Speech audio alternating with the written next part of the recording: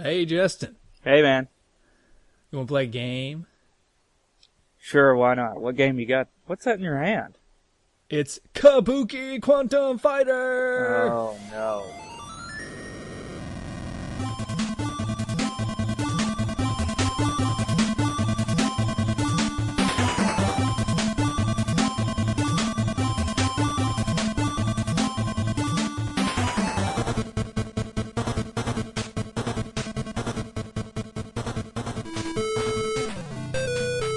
Hey everybody, this is Ferg from the Atari 2600 Game by Game podcast, and you are listening to Two Dudes and a NES with your hosts Michael and Justin, right here on the Retro Junkies Network.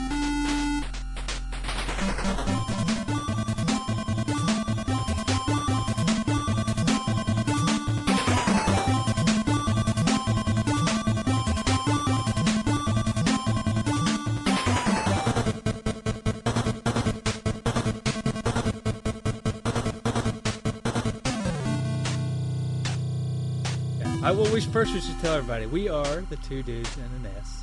Yes. And we talk about Nintendo games. And so we're talking about Kabuki Quantum Fighter. Yeah. Or, as I like to call it, Kabuki Quantum Fighter! Yes. I don't know. Well, that only makes sense to say it like that. Yeah, that's how I figure. It has to be said. And yeah, so this game is a little strange when at first glance, but... And much in the same kind of thing that we talked about last week with Metal Gear, isn't there some reference to nuclear weapons? Yeah, something like that. Yeah. Hello! Oh, God. Oh, no. Mario! No, Mario. Mario. How did you get in here? Oh, God. Okay. Mario, have you ever played this game?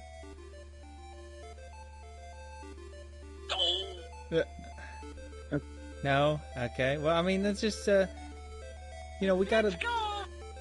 No, Mario. Where are we going? Where do you want to go? You're not allowed to be on this show. You're actually never allowed to be on this show again, even when we talk about your games again.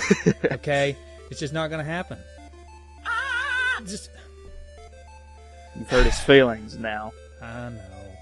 I'm sorry, Mario. I mean, you really set up all of Nintendo, but you've gone insane. Oh, man. He's speechless. I know. He does. Maybe nobody's ever told him he's insane before. Yeah. Well. Maybe. Oh, now he's got to ponder it. Yeah. Maybe he is. Well, all right, Mario. Mario. Thanks for dropping by. Could you please kindly see yourself out? Oh, yeah. Okay. Thank you. Yeah. Any parting words? Nintendo! Huh. Yeah. Okay. Nintendo. All right. Yeah. Sounds good. Okay. See you, Mario. All right. Okay. How about some history? Justin's historical tidbits and trivia.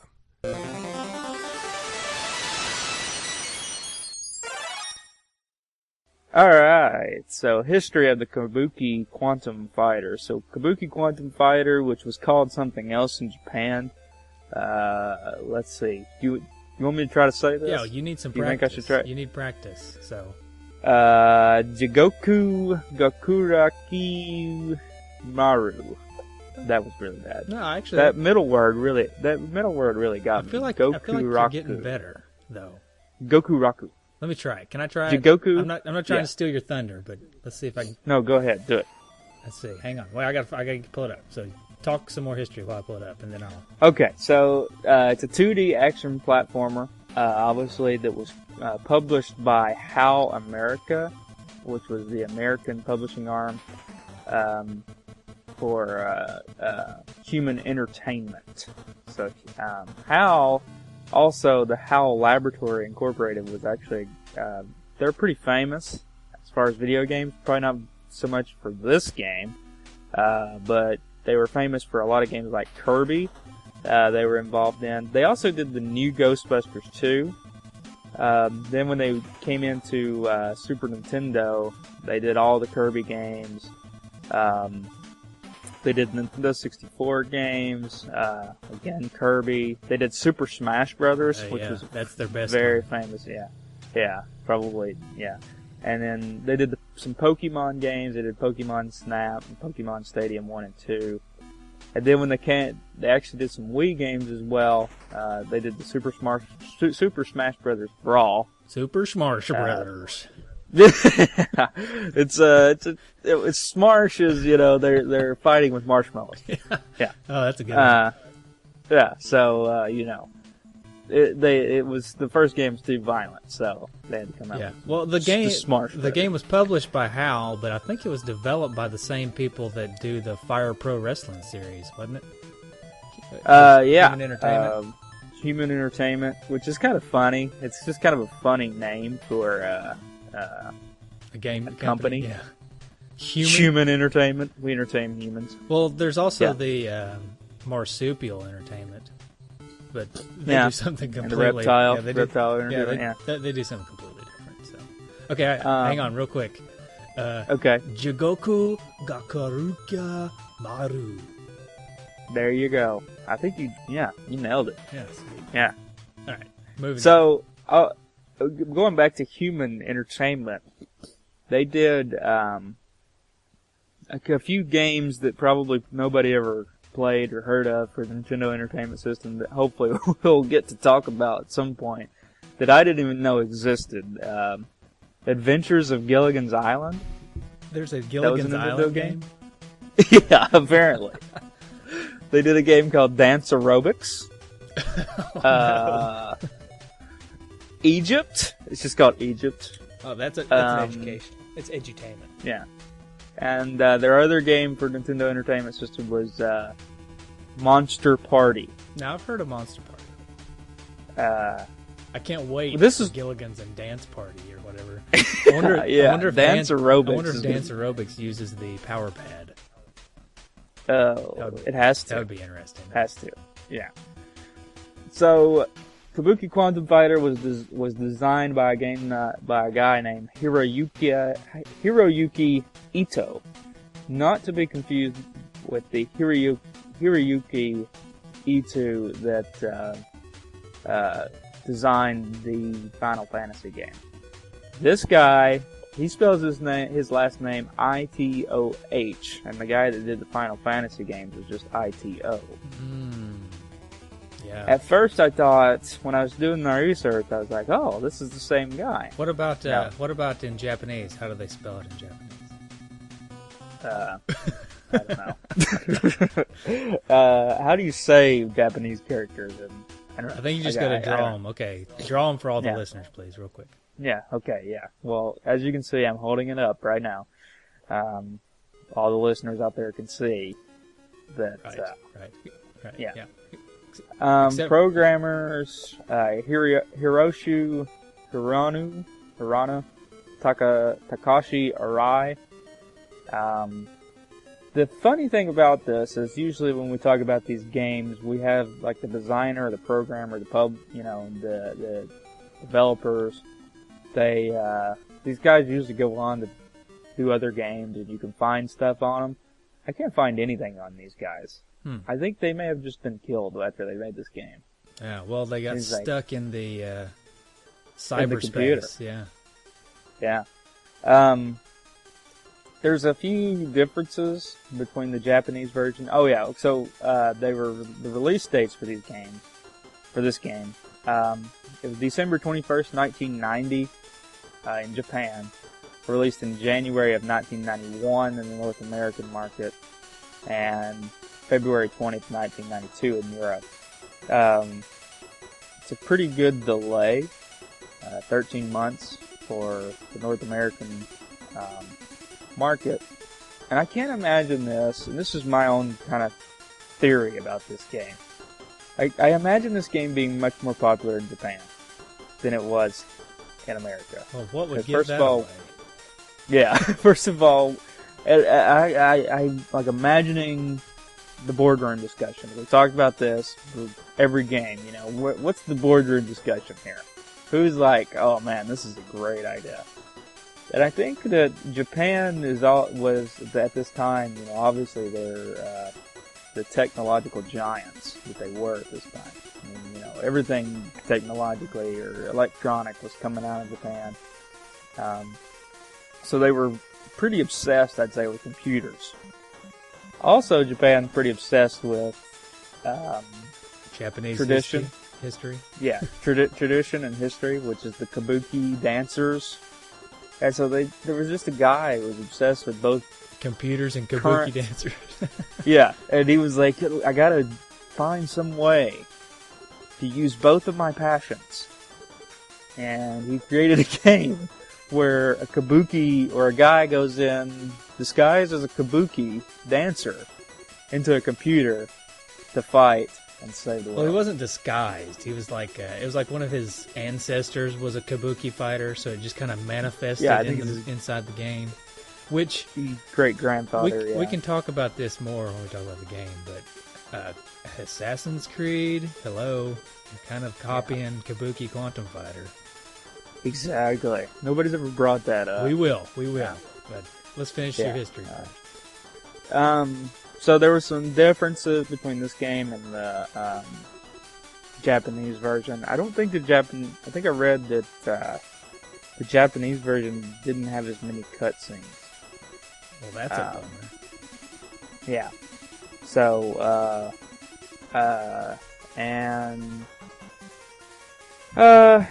yeah, there's just some differences there. But anyway, we need to talk about this game. I think there's a lot of stuff to talk about in this game. Yeah, not so much in the history department, but yeah. How about we talk about how I got the game? Okay. Let's talk about how you got the game. How did you get the game, Michael? Oh, we're great at these segues. Michael's quest to find the cart.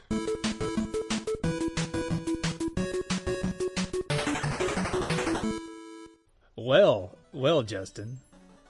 It was about a year ago, I believe. I was searching through a random bin at McKay's used books in Knoxville, and I came across it. It said Kabuki Quantum Fighter, and it was only like $4 or $5. And I said, I can't pass this up. And and I happened to notice the HAL America on it, so I said it's got to be good. I mean, it's made by the same people who make Super Smash Brothers and Kirby. So I bought it, and I brought it home, and I put it in my collection, and I did not play it until we did this show. because I forgot all about it. But so that was my quest to find the card. Had a lasting impression on you when you bought it. Well, I bought it because I was like, wow, this looks hilarious and awesome at the same time. Impulse buy.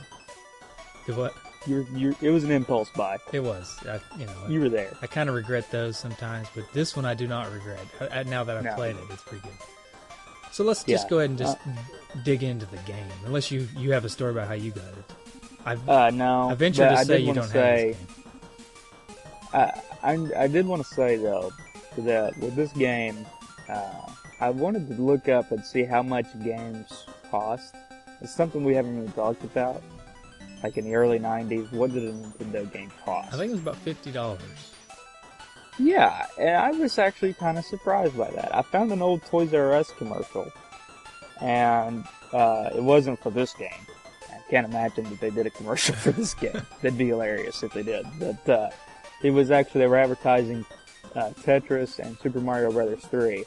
And like Tetris was like $55, and Super Mario Brothers 3 was $70. Yeah. See, the price. The price of games really hasn't changed over the years, which is kind of shocking to me. Well, the Nintendo 64 games, I do remember when they came out, they were $40. But 40 and 50, I think. But the reason that it shocked me was at this time the Nintendo itself was only like $130, $150 with some pack-ins. And so you're talking about the games were half the price of the system. Mm-hmm. And it's like saying if the games were half the price of the systems nowadays, you gotta buy a game for $300. Yeah. Well, I mean, if you look at like an older system, like the PS3 or the Xbox 360, they're only like $150, $200 now. So, Yeah. that's still not half the price of the system, though. Yeah, Yeah. that's pretty crazy. It's just interesting. I guess a lot back then, it was kind of like the Nintendo was just there was no extras to the Nintendo. It was just something to play your cartridges on. Maybe it wasn't seen as something that should be as expensive as the games, because that's the whole point and purpose. Yeah. I don't know.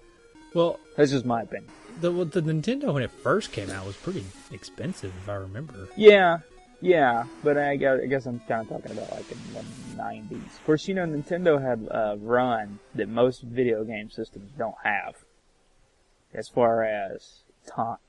Yeah. And most video game systems are around for 4 or 5 years, and something bigger and better is out. Right. Yeah, Nintendo was out for like 12 years before the something. introductory price of the NES was $300. So, Yeah. So the cool thing about video games over the years, inflation really hasn't done anything to video games. I mean, the price of systems and the price of games has always kind of been the same. Yeah, if you think about like inflation, so when they say like average 2% inflation over every year, give or take, it's interesting that games haven't really seen that. Yeah, welcome to the Financial Times podcast. Today's discussion is video games and inflation. And their inflation, yes. Can we talk about the game? Let's talk about the game. All right. The game discussion. All right. You want to flip your main around, your main weapon? Oh, I get it. Well, no, I think the storyboard actually said that. Oh, did it? I don't remember. I was reading through the storyboards, and the storyboard said your main weapon, M-A-N-E. Oh, no. Yeah, exactly. Okay, so let me start off, because we're going to go on a quick little bashing streak in this game, okay? But we're going to come back around. But let me start by saying that I love this game, all right? Mm-hmm. Now we can do a little bashing. Mm-hmm. All right. The stupidest idea in the world, to me, is to swing your hair around and smack somebody in the face. And in the game, it doesn't even really look like it. I mean, he kind of does like a headbutt, and this red thing goes out. Yeah. But it's just, and the story is, it's kind of like epic story. And like the idea of a guy going into a computer and wiping out all these viruses, that's a cool, well, no, I think it's a cool idea for a video game. But he goes into the computer and becomes a kabuki dancer. Yeah. That's what. So, and this is a difference between the American and the Japanese version. They didn't mention in the history. In the Japanese version, there's no mention of a nuclear threat. But in the American version, there is. And I think that just tells what, Americans as a whole were obsessed with nuclear threats. Well, I mean, when you're like the only country to ever use one on somebody, you're always going to be a little afraid somebody's going to be like, well, if anybody needs to get nuked, it's America because they did it first. Yeah. Well, yeah, and you're also coming out of the Cold War at this time. What was the difference? What was the year? What were the years? What was the first year and the second year? I mean, was there some kind of something that happened between the 2 years? Because there was 13 months difference. You know what? Actually, I was wrong in the 13 months. Oh, it's actually 1 month. Gosh. It's a 1 month. It's a 13-month difference between the American and European version. But only a...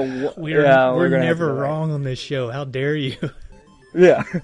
But it's only a 1 month difference in Japan and North America. So you're saying December 1990 in Japan and January 1991 for North America. The year thing. The 13 month difference was from North America to Europe. Okay. All right. So but if you ignore the month, then it's a year's difference. Yes. So there was a nuclear threat during that time, and it caused them to put that. Yeah. Which also, the nuclear threat, if you can kind of, it's comparable to the Metal Gear, which we talked about last week. And I would have to say Vladimir Putin would probably prefer the American version. Yeah, of course. Putin rejoices. He rejoices at the thought of a computer with viruses launching nuclear weapons. Yes, he loves that. But Putin refused to play this game because it's about a kabuki dancer. Right. And he just shuns that sort of thing. Yes. Okay, so Putin rejoices and he shuns. Yeah. He rejoices and shuns. Those are the only two things he can do on our show. So let's just quickly to run down the story for those who haven't played the game. Basically, there's a computer that has the capabilities of launching nuclear weapons, gets a virus in it, or several viruses. And you, as the 25-year-old colonel, who looks like a 12-year-old. Yeah, that's what I say. I think that's a fake ID. I think it is a fake ID. Anyways, you get put into this machine that looks almost the same as an Animus, like in Assassin's Creed. And your conscience gets put into this computer. You're going in to wipe out the viruses, by the way. So you get put into this computer and you become something like your ancestors. Assassin's Creed. So he chooses, I guess he doesn't choose, I guess it just kind of manifests as a kabuki dancer. Because apparently this blonde white guy with green eyes had a great-grandfather who was a Japanese kabuki dancer. Yeah, pretty interesting. Yeah. He's got quite the family backstory. Pretty interesting adaptation from his ancestors. Yeah. Yeah. So, I mean, he probably also had like some ancestors that were part of the Civil War or some World War II ancestors, like soldiers with guns.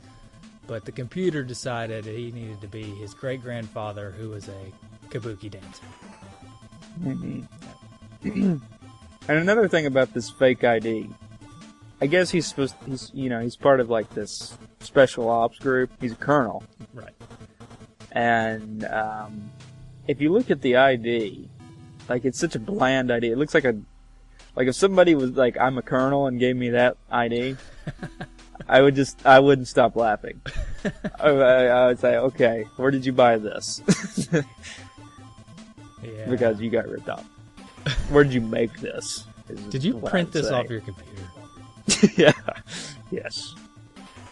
Okay. So, back to the game. Anyway, that's the story. I mean, you're in the computer, you're fighting off these viruses, right? So, yeah. That's the story. The story kind of it's almost because it's so ridiculous it makes me want to play it more, I guess. As a kid, the story being so ridiculous would probably turn me off. But, go ahead. It's interesting about, video games and their stories. A lot of video games have very non-realistic stories. Especially for the time, I guess, whatever. Mega Man, Metroid, these games, even Super Mario Brothers. Not very realistic. Walking mushrooms. But whatever. But this game was so ridiculous. It's like, there's a fine line where you have to be in video games. Like, you have to be fake, interesting, but not too ridiculous, and I think this game kind of crossed that line. Well, and the only thing that crosses the line about it is the kabuki dancer. If he would have been, if he would have been like a samurai, or why not go samurai? What's the obsession with the kabuki dancer? I don't know. I don't know. Maybe they thought samurai's too easy. Yeah. It's like, let's make it a little bit different. Everybody talks about samurais. Maybe they just wanted to be different from every other game, which mission accomplished. I mean, It is the character in this game is way different than any other game that I've probably ever played. Yeah. So okay, well, let's talk about the storyboard. And since we're talking about how ridiculous the Kabuki dancer idea is, I want to read the part about where it explains Kabuki dancers. the in-game explanation of the Kabuki dancer. No, it's on the storyboard here. Oh, okay. So it says, Kabuki, a traditional Japanese art. Kabuki is a traditional dramatic art form from Japan. It's unique to Eastern culture. A Western equivalent might be ballet or opera. The actors in a Kabuki drama wear lavish costumes, and some have huge manes of colored hair. Whether such hair would make a good weapon is uncertain, but you'll find out it does. But can you imagine a game starring a quantum fighting ballet dancer? They almost refer to the ridiculousness of it there. Yeah. Can you imagine a game starring a quantum fighting ballet dancer? At that point, you're just like, okay, we know this is stupid. It's like, I can't imagine a game starring a quantum fighting Kabuki or a ballet dancer. No, I cannot. Yeah, no, it's silly, and most people would probably read that now. I'm putting this down. I think, going back to the boardroom, I think they were all probably drunk. Oh, yeah, there had to have been some major drugs going on. They were like, oh, something. yeah, a Kabuki Quantum Fighter. Yeah. That's so And then, cool. Another part of it that I loved was where it explains the Quantum Fighter's warlocks. Your blazing mane is deadly to the enemy units you will encounter inside the supercomputer. Those foolish enough to approach you can be thrashed with this head-banging blows. Other weapons will allow you to attack at a distance. So only those foolish enough. Well, the hair is probably the best weapon in the game. I didn't find myself using anything else. Well, yeah. Why would you? I don't know. But, yeah. It's pretty hilarious. Another idea that could have happened, the reason they could have put the Kabuki in the game is they could have designed this whole game after a ninja or something, right? Mm-hmm. And that hair animation was actually a sword or something, right? Mm-hmm. But then at the last minute, they fired this guy, and he's like, "Oh, I'll show them." And he sneaks back in, he changes the character and all the animations to the Kabuki, and it was too late. It was too late to redesign the game anymore. So they're like, "Oh, I guess They used to be just called Quantum Fighter, and then like, oh man, we got to fix this, but we can't change the game. I guess we'll just change the name of the game and promote it as a Kabuki Quantum Fighter." Yeah. It's so funny. And here again, you not only could use your hair as a weapon, but it could also help you jump. To get the most from your leap, go a hair's breadth from the edge of your launching platform, then jump. You can use your hair. It's ridiculous. I don't ever remember using my hair to jump. Maybe that was my. Well, this is what it says: make it by a hair to get the most of your. It's from the storyboard. I think it's just a hair reference about jumping. Yeah. They're just talking about hairs all the time. Yeah. Okay. Yeah. Well, we haven't talked about the actual game at all yet. Maybe we should. So let's talk real quick. Let's talk about the game. All right. All right. When I was playing the game, it reminded me of like a ton of other games. Like one is Batman, the Batman game on the NES by Sunsoft. Mm-hmm. For some reason, I guess the backgrounds and like all the water and spikes and the way that the platforming is done reminded me a lot of Batman. Mm-hmm. And then also reminded me a little bit of Ninja Gaiden, however you want to pronounce it. Because you can like jump on, climb walls, and you swing from things, and there's that platforming aspect. Reminds me of Ninja Gaiden. And then it also kind of reminds me of Mega Man a little bit, because after each level, you get an upgrade to your guy. So, and you beat a boss at the end of the level, and then you get an upgrade. So it's kind of, it's definitely not as detailed as Mega Man as far as the upgrades go, but it's kind of similar, because your weapon changes. Your secondary weapon changes. Yeah. And I love the names of the characters, too. The major virus units, you fight viruses. Vulcan, Gemini, the Jabberjaws. Fight off the Jabberjaws. Yeah, and something to note about the bosses in this game is, of course, I only made it through level 3, or round 3. But they're all small. They're like smaller than your character. Like the sprites for the bad guys, they're small, which is unusual because normally these games want these big, huge sprites that are way bigger than your character. These guys are little, small guys that jump around the screen. So I thought that was kind of interesting too. And the animations of the boss characters seem like almost like juxtaposed from the rest of the game. It's weird looking. Yeah. Although I have to say, I think the graphics in this game are good. I think that was one of its. I think they're good. I think they're pretty bland as far as the actual graphics go.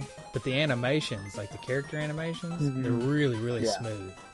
And I like the way the levels were kind of designed to look. I just think that, I don't know. I think if you're in a computer, you could have been more colorful. That's exactly what I was gonna say. They could have used more color, And I don't know. You have when you talk about games, like if you look at a lot of games, contrasting but complementing is what you want in your color schemes. And I'm not so sure. Like these colors were a little contrasting, like the burnt red or orange or whatever, and black, but they're not really complementing. Right. They don't really go together. And then you just like throw in some green every now and then, or yellow. Adding a yellow to a burgundy and black screen doesn't really work that well, in my opinion. No, when I think about good games, we need to call in an art expert. Yeah. If you compare it to some of the games we've already talked about, like Metal Gear, I thought they had good contrasting colors and good complementing colors. Right. Well, basically what you want to do, or what you're trying to say, I think, for the listeners who are not keen on this complementing, contrasting notion, is you want your characters and your enemies to stand out from your background, but you want it to look like it's all kind of meshing together. Right. Because you don't want your characters to blend in with the background, because then you can't see what you're doing. You can't tell what you're doing. Right. And, if you compare it to, like, Metal Gear or even Super Mario Brothers, they had great contrasting colors, and they really complemented. Nothing seemed like, well, that color kind of doesn't really go there. Right. But, that was just my opinion of the game. I thought that the graphics were good, but they could have did a little more in the color department. Yeah, I agree. I thought the graphics were pretty okay. Pretty okay. Now, speaking of graphics, probably my favorite part of the game we need to talk about, the cutscenes. Yes, the cutscenes are sweet. And they're... Yeah, tell me... They're well drawn. I mean, I like them. Now, you sat down this week, I think, and played this game, and you went through all the cutscenes right at the beginning? Yeah, at the beginning of the game. If you don't hit start, you get about... It felt like about 30 minutes of cutscenes. I'm sure it was only maybe 3 or 4 minutes, but it was just scene after scene after scene. They got tons of hand-drawn images, which is great, and they got tons of handwritten stuff. It's probably like one page worth of handwritten, and then maybe eight pictures, and then in between levels you get cool cutscenes and animations too. The one that the only one, if you're not talking about the story at all, you're just talking about the animation and cutscenes. The one that really stuck out to me as being strange was like right before you go into the level. There's a picture of your Kabuki fighter standing there. Yeah. And then there's a bunch of garbled text scrolling behind him. I don't get it. Is that supposed to be like computer speak? Why didn't they just do ones and zeros or something? Yeah, see, that thing, and they even, like, it's supposed to be binary, and they even refer, don't they, at some point, as a military agent who has his brain transferred into raw binary code. Yeah. They even kind of refer to it, but then they don't. I think they're afraid that we're binary. all just too stupid at the time to know what binary was. And it's like, we probably all thought, instead of ones and zeros, we all thought, oh yeah, that's what it is. It's just garbled text. It's got to be more complicated. Yeah. It's got to be more complicated than this. Right. That's what we were probably thinking back in the day. Yeah. Tangents. Speaking of more complicated, anybody that's out there that, knows a lot about science is humans have a, Here what we is go. it? Well, we have a desire to make things more complicated than they really are. And that kind of happens with the story of DNA and how it was discovered. As we, for a long time, thought that proteins were the things that carried genetic material because they were more complicated than DNA. We thought there's no way DNA can carry all of our information. But then it turned out to be DNA, obviously. It's the same thing with the binary code and representing it to the people. It's like, it can't just be all ones and zeros. You mean everything that my computer's doing is ones and zeros? Welcome, everybody, to the weekly science discussion with Michael and Justin. Okay, I'm going off on too many tangents today. I need to be reined in a little bit. Yeah, what? God. I'm going on the financials and science. What's next? Yeah. We'll find out. Stay tuned. Tom Arnold would be impressed, though, with our knowledge. Yeah, with our breadth. We have quite the knowledge. Yeah. The sound, the music, the sound of music. I love the music in this game. It's probably, maybe, aside from Wizards and Warriors, of all the games we played so far on this show, I think this probably has the best music. It's just so techno-y and I don't know. Teen Turtles had good music too. I can't. See, that's what I was about to say. I can't make that. I can't make that. Never mind. It's hard to say, and that I think that's definitely a topic for a future show. Is maybe like top video game music. Which games had the best music? This one's going to be up there. It kind of almost reminded me, not that the song sounded similar, but it was kind of the similar principle behind the Teenage Mutant Ninja Turtles. Yeah. Kind of just jam, upbeat. It's kind of makes you want to go. I don't know if I don't really know how to describe it. It's techno-y. It kind of reminds me of kind of what electronica music is doing now, where it's very sporadic and like noisy. You know what I'm talking about? I guess like Skrillex or whoever. I don't know. I don't keep up with music that well. Last time I was clubbing, let's see, what were they playing? What was that, like 1998? Yeah. Well, never. I don't think I've ever been to a nightclub. Yeah, I've only been a couple times. Anyways, I think that the music it was very ahead of its time as far as the way that it's arranged and the way that it's played. It almost like there's a couple of songs that almost reminded me. I thought, oh, that reminds me of another song I've heard. And then I kept thinking about it, and I looked it up, and it was a song that had come out after that game. So it's almost like they had made that song because it reminded me of it was a real song. I don't remember what it was now, but listening to the music in the game reminded me of a real song that came out after the game. Right. So that tells you something. So that was pretty cool. Yeah, if I was rating this game, we'll talk about an actual rating later. But I would say sound would be 10 out of 10. I would really give this a 10 out of 10. Yeah, I just love it. I just think it's an awesome. Graphics 7.5 out of 10. 6. Story 2. I mean, and it's just for the Kabuki fighter. It's just for the Kabuki dancer. I would give it a 2 because it's just too random for me. Sorry. Yeah, but it's okay. Yeah. Yeah. Well, I just got a couple more things I'd like to say about the game. Yeah. And then we'll kind of wrap up the gameplay discussion. Like I said, the platforming is awesome, and the fighting is good. It's just, and once you really get into it, you kind of ignore the fact that you're a Kabuki fighter.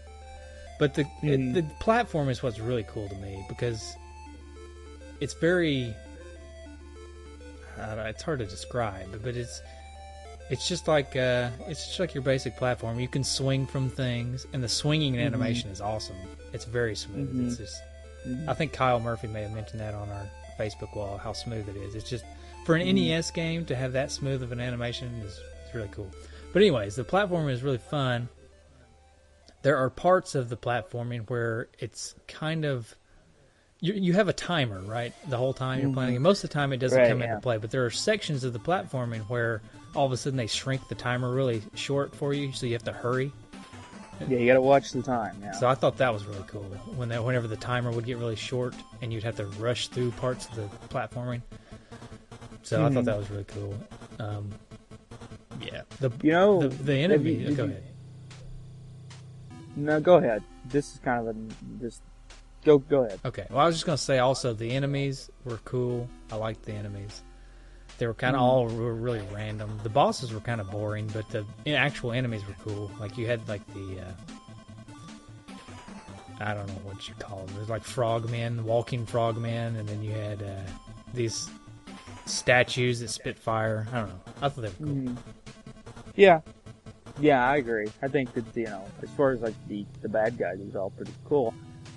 One thing that I wanted to, I don't know if you noticed this, but the main character of the games were different in the Japanese and American versions. The Japanese version had this like kind of bad looking dude. Like a bad looking dude, like bad dude, kind of? No, like he's gonna whoop some tail. Oh, really? You know? Yeah, like the main character before he becomes a Kabuki. And the main character's name was Bobby Yano. Uh-huh. In Japan. For some reason, I guess they decided that he was too Asian, that Americans wouldn't like him, and so they changed it to Scott O'Connor, and made him look like a 12-year-old boy in the American version. But if anybody wants to look that up, it's pretty interesting, the differences. And actually, they refer to this, the character Bobby Yano looking like a character from a Japanese fantasy movie, Zaipang. And the main character is named Jogaku. You need to say it. Gokuraku. I've done closed it, but yeah, that's what it was. Okay. Yeah. And so that's pretty interesting. And also in the Japanese version, the main character is not 25 years old. He's 15. That makes more sense. But the guy that is playing the 15-year-old looks like a 25-year-old. And it's like the flip version, in the American version. So a 25-year-old, it looks like a 15-year-old. Uh-huh. Yeah, that's weird. Yeah. Anyway. Okay. So... Retrofitted trophies. Dun, dun, dun, dun. Did you have any trophies? The main man trophy. Okay. Just killing every enemy with your hair. Never using another weapon. Never using another weapon, but only your hair. The main man. M-A-N-E? M-A-N-E, of course, yeah. So, yes. That's really my only trophy. That's your only trophy? Yeah. Okay. I was hoping you'd give me more time, because I forgot to do a trophy. Okay. Uh-huh. Oh, man. Yeah. Okay. Did you have a high score? Well, I'll think of another one. Did you have a high score?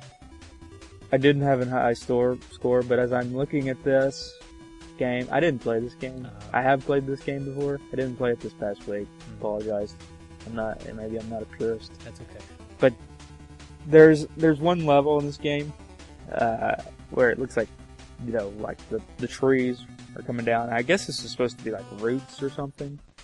But it looks like a trachea and bronchial tubes. Pretty interesting. I don't know. That's cool. Okay, so I guess then my high score was like 26,000-ish. So I guess the Tom Arnold Would Be Impressed trophy goes to me. Yes. Unless a listener out there can best me, which I bet you can because it's not a very high score. And then the only other trophy I came up with was Quantum Leap. And that is making it through the first stage without touching any spikes. So, I don't know. That's kind of a boring trophy. But Quantum Leap was an awesome show on television. So. Okay. You don't want to go off onto a tangent, a Quantum Leap podcast real quick?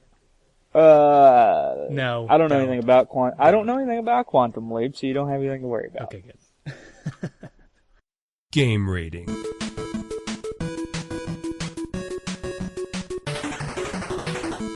I think the rating this week should be a dance. Because we have a Kabuki dancer. Mm-hmm. I think we should give this game a dance. Popular. Okay. It doesn't have to be necessarily ballroom, just any kind of dance. Okay. Oh, yeah. Okay, I'm good with that. Okay, do you want to go first? Or you want me to go? I'll go first.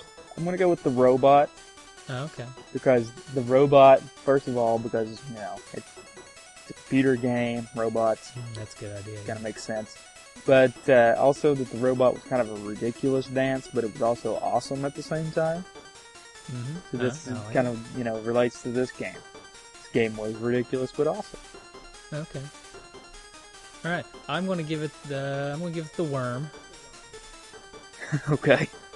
for some of the same reasons that you did. I think it's a ridiculous dance, but I admire anybody who can do it well.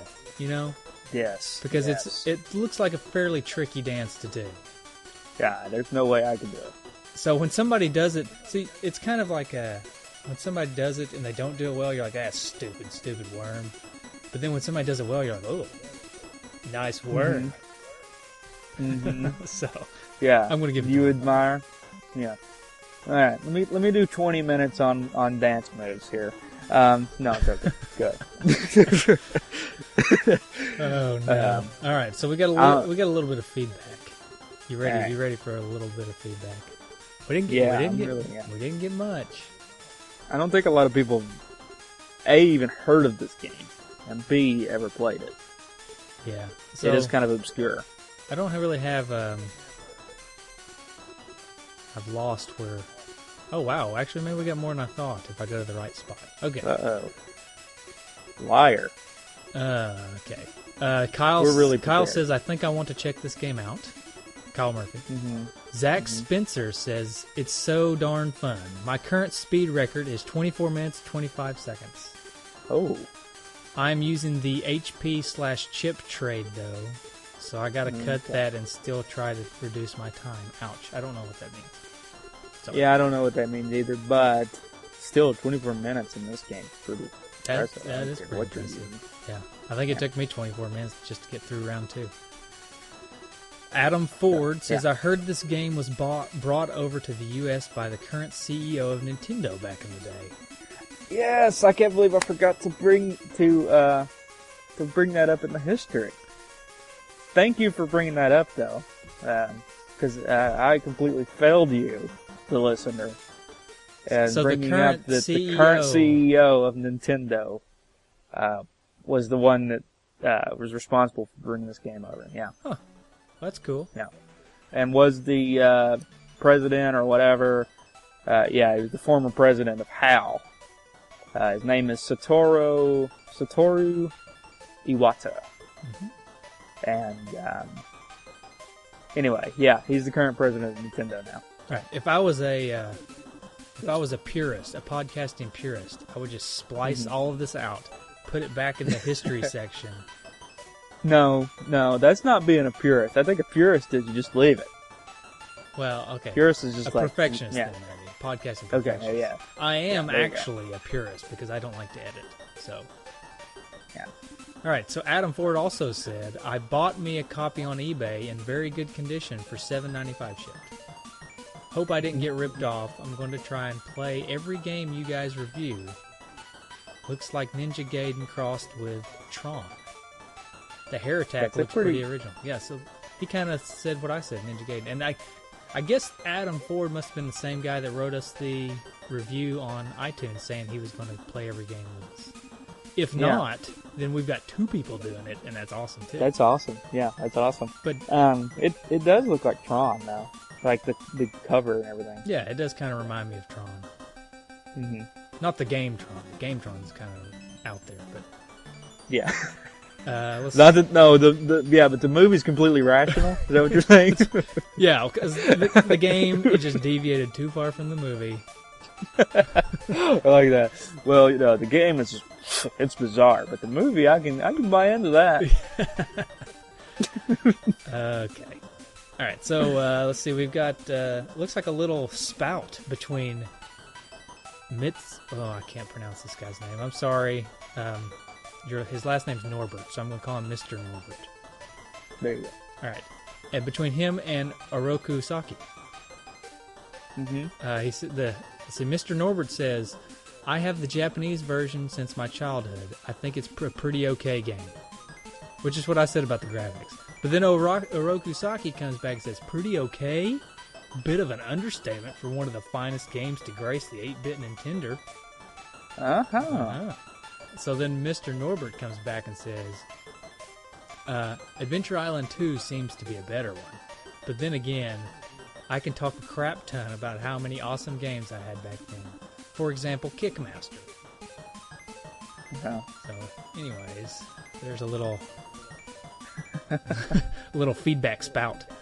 Listeners, that if you're listening now and you're not on Facebook with us or any other social media, but Facebook seems to be the biggest one, get on there and spout with these guys. It's fun. Do it. Yeah, and obviously you'll get read on the show. Yeah, we just read as much as we can. We find when we do what we do is, or at least what I do, I try to set up an event where you can put all your feedback on the event because that makes it easier on us. Nobody ever does that, so I just go find whatever post had the most comments on it, and that's what I use as feedback. All right. Let's see. Oh wait, we got Aaron Hickman. Can't forget about him. He says it's a great game whether you like to whip your hair back and forth or not. So I guess if you want to just shoot things out of your arm, you don't have to whip your hair. Yeah. And then Jeff. I'm going to mispronounce your name too, and I'm sorry. Uppole? Uppole? Schnoopole. Uppole. And now he stopped listening. Yeah, that's reminiscent of Grant doing the Francisco now. Or us making fun of Eric Purse, who has quit commenting because he doesn't want us to make fun of his name. He's either stopped listening or just quit commenting because he doesn't want us to make fun of his name. Yeah. So if you're listening, Eric, don't stop. We want more. Just forgive us. It's too easy. Yeah. We love you, Eric. Can't be the first time you've ever heard it either. Yeah, it can't be. Anyways, Jeff says, "I've never heard of this game, which is either sad for me or impressive on your part. But probably by the time your podcast is over, I will be buying it somewhere. Thanks." No, he says, "Thanks?" He put a question mark on it. You're welcome, Jeff. This is a good game. Hopefully you bought it. It's not terribly expensive out there.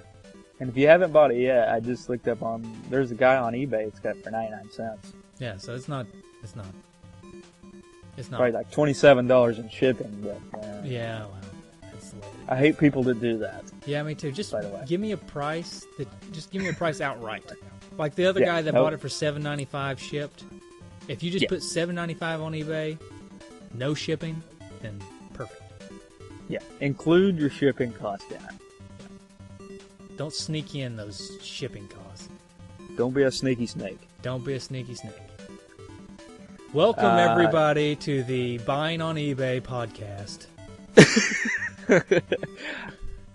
So while we're talking about feedback, I do want to throw in there, you put this up on Facebook about our top 10 ranking. Mm-hmm. You want to elaborate on that? Not really, because it went away after one day. But well, that's okay. Hey. For one day, and one day only, we were number 9 on the Video Game Podcast on iTunes. Which the listeners out there are probably thinking, oh, number 9, whatever, who cares? But let me just read to you some of the other people that are in number 9 and some of the people we beat on that one day. Yeah, that's what that's the impressive part. The IGN has tons of podcasts on there. The IGN's Beyond Podcast Beyond, that's number 1. It's really not going anywhere. But the other IGN podcasts are below us. All the other ones, including the Nintendo Voice Cast, including all the other ones. The Retronauts, they're below us. That's a pretty popular retro podcast. And just think of all the retro video gaming podcasts you listen to. I know you listeners out there don't just listen to us. Right. So more than likely on that one day they were all below us. So thank you guys for spreading the word and getting it out there for us. We really appreciate it. And I guess there was another 5-star rating on iTunes, and I like to read our 5 stars, but I'm afraid I don't want to. I kind of did a April Fool's joke this past week where I said that the Nintendo lawyers were getting on us about things and trying to shut us down.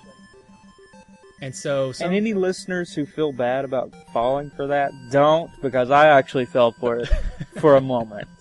I read it, I thought, oh my God, are you serious?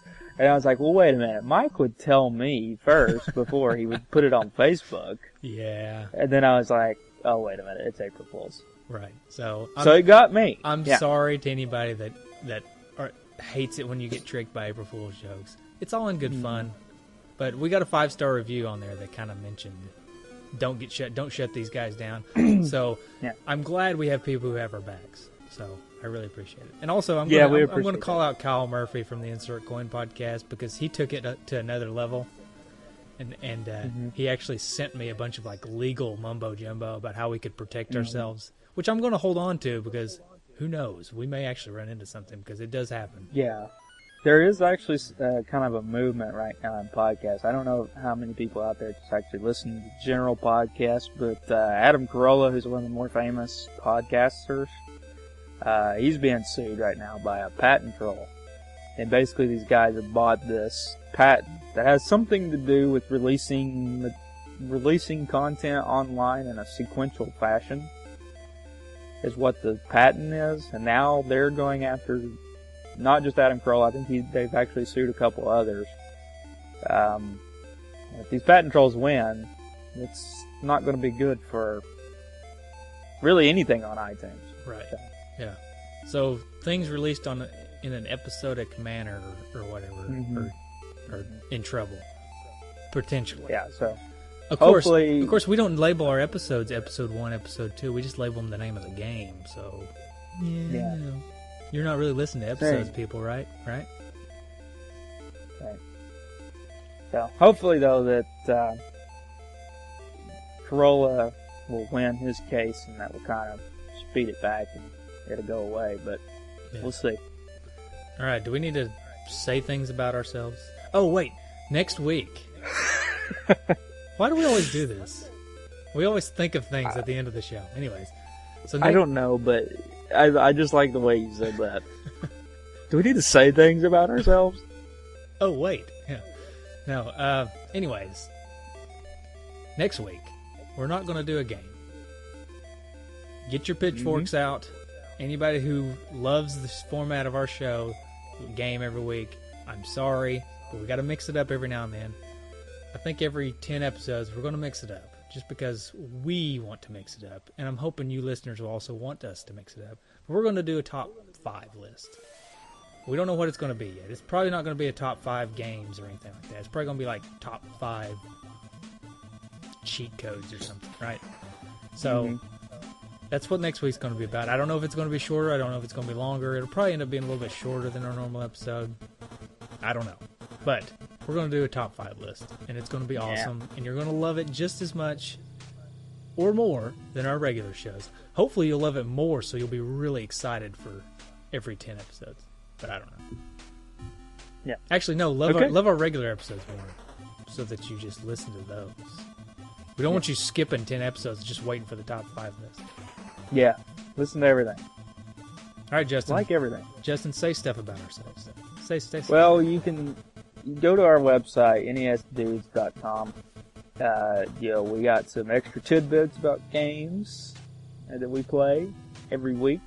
We put it on a little synopsis on what you want to.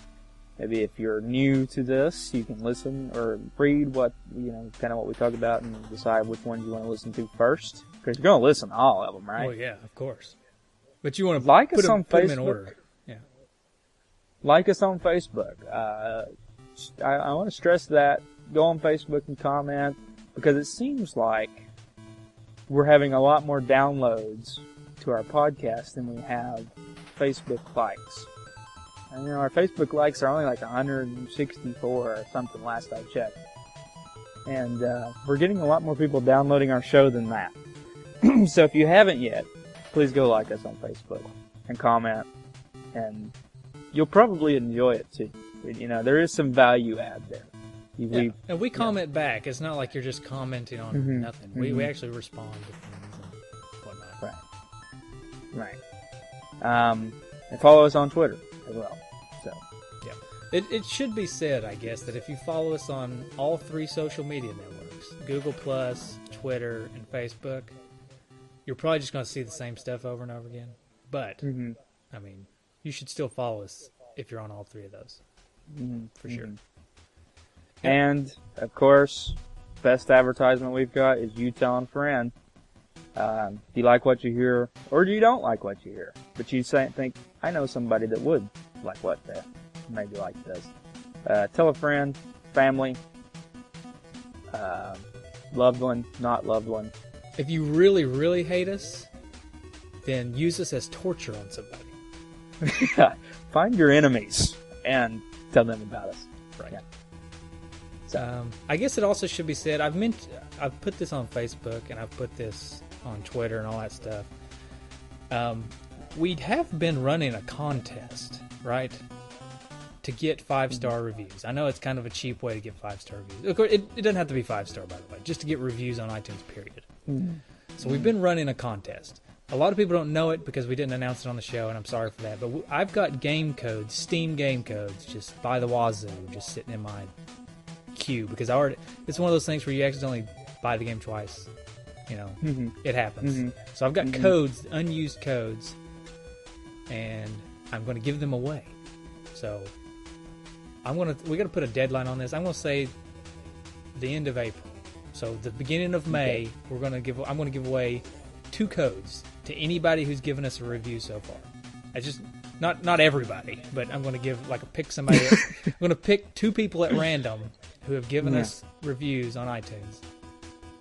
It doesn't have to be 5-star, although most of them are 5-star, so we don't have to worry about that. I think Mario gave us a 1-star. That's what he gets for coming on the show so much. Yeah, sneaking on our show. But anyway, so there's a contest. If you write us a review, you get put into the pool, and then we will take out 2 names and we'll give out 2 games, 1 to each person. Yeah, and you can pick the game. I'll show you the list. Okay, and also, Mike and I before the show, we've been discussing a special project, a secret project. It shall remain secret. And I'm not going to tell you what it is, but you're going to like it. Coming this summer. We should drop a little itty bitty hint every show. Yeah, we'll start dropping hints. It's a special project that I think the listeners are really going to enjoy. But we still have to figure out how we're going to do it. So yeah, but yeah. All right. Minor detail. Here comes... Wait, there is no noises for next week's game. This is going to be the most boring outro ever. Do-do-do-do. All right. Wow. All right, everybody. See ya. See ya.